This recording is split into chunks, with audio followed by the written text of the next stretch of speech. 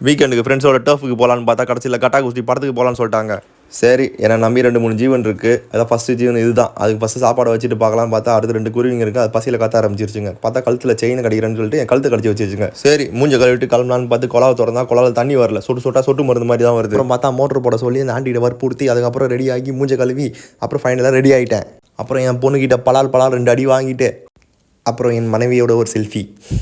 Finally தியேட்டருக்கு வந்தாச்சு. சரி படத்தோட ஃபோட்டோவோ வீடியோவை போட்டு இன்ஸ்டாவில் போட்டு லைக்கை போட்டு பிக்சர் எடுக்கலான்னு பார்த்தா கடைசியில் டைட்டில் மிஸ் பண்ணேன். கடைசியில் இந்த பாட்டு மட்டும் தான் மாட்டிக்கிச்சு. காசிங்கசியமாக என் பொண்டாட்டி திட்டு வாங்கினேன். ஃபைனலி ஃபேமிலியோட ஒர்த்தாக ஒரு மூவியை பார்த்தா அங்கேருந்து நாங்கள் கிளம்பிட்டோம்.